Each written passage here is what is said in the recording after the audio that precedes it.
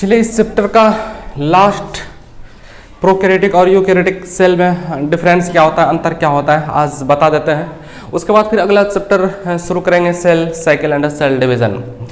तो ये prokaryotic cell और यूकैरियोटिक सेल में कुछ बहुत ज़्यादा अंतर नहीं होता है, लेकिन जो अंतर होता है ना, तो ये मतलब कि कुछ बहुत थोड़े होता है प्रोकैरियोटिक में, और यूकैरियोटिक में बहुत ज़्यादा चीज़ पाया जाता है, बहुत ज़्यादा ऑर्गेन्स पाए जाते हैं। तो इनको याद रखना है और बाकी कुछ नहीं है, थोड़ा बहुत इजी है, हाँ, लेकिन थोड़ा मुश्किल ज़रूर है, बट इतनी आसानी से तो याद होती नहीं है, तो थोड़ा सा टफ है। तो चलिए देखते हैं कैसे याद रखना है, इसको जरा देखते हैं। सबसे पहले प्रोकैरियोटिक सेल जैसे तैसे होता है, मतलब समझिए एज ए लाइक बहुत पुराना सब चीज़ है। पुराना मतलब मतलब पुराना, बहुत कुछ ज़्यादा चीज रहता नहीं है उसमें, हल्का हल्का चीज़ रहेगा, और जैसे न्यूक्लियस है जैसे तैसे रहेगा, या सेल मेम्ब्रेन है सेल मेम्ब्रेन जैसे तैसे है। इसी तरह से उसमें प्रोकैरियोटिक सेल में होता है, और यूकैरियोटिक सेल में ऐसा नहीं होता है। यूकैरियोटिक सेल में बहुत सारे ऑर्गेन्स पाए जाते हैं, और बहुत सारे जब ऑर्गेन्स पाए जाते हैं ना, तो उसको डिवीजन करने में, उसको डिवाइड होने में थोड़ा सा समय लगता है, और प्रोकैरियोटिक सेल में डिवीजन करने में कोई समय नहीं लगता है।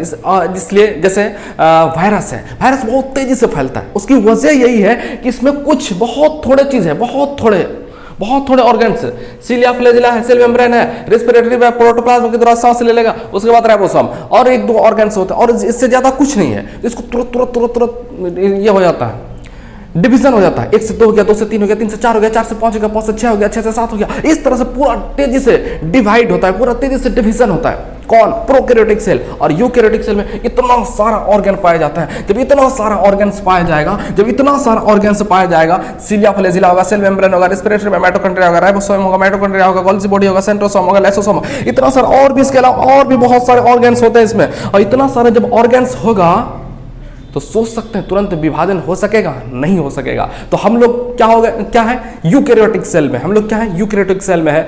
और ये जंतु है, बकरी है, गाय है, ये सब क्या है, ये यूकैरियोटिक सेल है। और प्रोकैरियोटिक सेल में क्या होता है, जैसे वायरस बहुत तेजी से फैलता है, बहुत तेजी से फैलता है।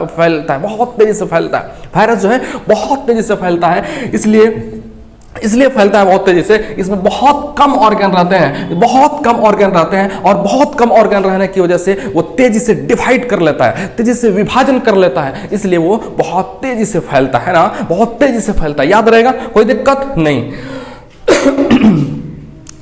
तो पहला इसमें प्रोकैरियोटिक में सीलिया और फ्लैजिला प्रोकैरियोटिक में भी होता है, और सीलिया और फ्लैजिला यूकैरियोटिक में भी होता है। हम बताए थे सीलिया और फ्लैजिला के बारे में, एक हेयर लाइक स्ट्रक्चर होता है, और क्या करता है, गति प्रदान करता है, बताए थे, गति प्रदान करता है।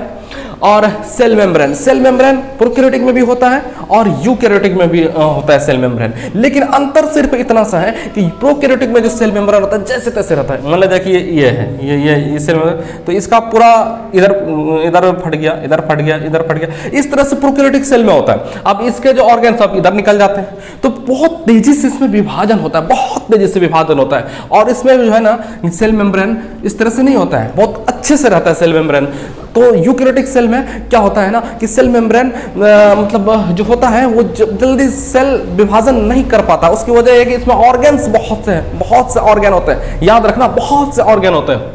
उसके बाद रेस्पिरेशन बाय प्रोटोप्लाज्म के बारे में बताया था कि सेल के अंदर चिपचिपा गाढ़ा तरल पदार्थ अगर होगा तो वो साइटोप्लाज्म कहलाएगा। सेल के अंदर अगर गाढ़ा चिपचिपा तरल पदार्थ अगर होगा तो वो कहलाएगा साइटोप्लाज्म, और न्यूक्लियस के अंदर अगर गाढ़ा चिपचिपा तरल पदार्थ होगा तो वो कहलाएगा न्यूक्लियोप्लाज्म। अब जरा देखिए, न्यूक्लियोप्लाज्म और साइटोप्लाज्म, इन दोनों को जब जोड़ देंगे तो कहलाएगा प्रोटोप्लाज्म, और वही प्रोटोप्लाज्म से के द्वारा रिस्पिरेशन मतलब श्वसन करता है। कौन? यूकैरियोटिक सेल मतलब वायरस जो है ना, क्या कहेगा, वायरस कहां से श्वसन करता है, तो प्रोटोप्लाज्म के द्वारा श्वसन करता है। और ये जो है माइटोकॉन्ड्रिया के द्वारा श्वसन करता है। रिस्पिरेशन बाय माइटोकॉन्ड्रिया मतलब माइटोकॉन्ड्रिया के द्वारा ये श्वसन करता है। माइटोकॉन्ड्रिया के अंदर क्रेब्स साइकिल चलता है, जिससे वो मतलब कि ग्लूकोज बनाते हैं, ग्लूकोज फिर क्या करते हैं, ऊर्जा प्रदान करते हैं। तो ये माइटोकॉन्ड्रिया के द्वारा ये करता है, और ये करता है प्रोटोप्लाज्म के द्वारा। क्लियर, कोई दिक्कत नहीं। अब जरा देखिए, ये रेबोसोम प्रोकैरियोटिक सेल में 17S एस के बारे में बताए थे। ये जो एस है, ये एस छोटा सा जो एस दिख रहा होगा, ये एस जो है ये सेडिमेंटेशन कोफिशिएंट होता है। क्या होता है? ये सेडिमेंटेशन कोफिशिएंट होता है, और इसमें 80S मतलब इसमें 80 सेडिमेंटेशन कोफिशिएंट होता है। उसके अलावा एक दो ऑर्गन और होते हैं जो कि उसका चर्चा इसमें नहीं करेंगे, इसलिए नहीं करेंगे कि शायद इसमें है ही नहीं। उसके बाद फिर माइटोकॉन्ड्रिया है, गोल्जी बॉडी है, सेंट्रोसोम है और लाइसोसोम है। लाइसोसोम के बारे में बताए थे, सेंट्रोसोम के बारे में बताए थे, गोल्जी बॉडी के बारे में बताए थे और माइटोकॉन्ड्रिया के बारे में बताए थे। ये होता है प्रोकैरियोटिक सेल और यूकैरियोटिक सेल में डिफरेंस। ये प्रोकैरियोटिक सेल में और यूकैरियोटिक सेल में इतना अंतर होता है, इनको याद रखिएगा। सिलिया और फ्लैजिला सेल मेम्ब्रेन रहेगा, इसमें भी रहेगा, इसमें भी रहेगा।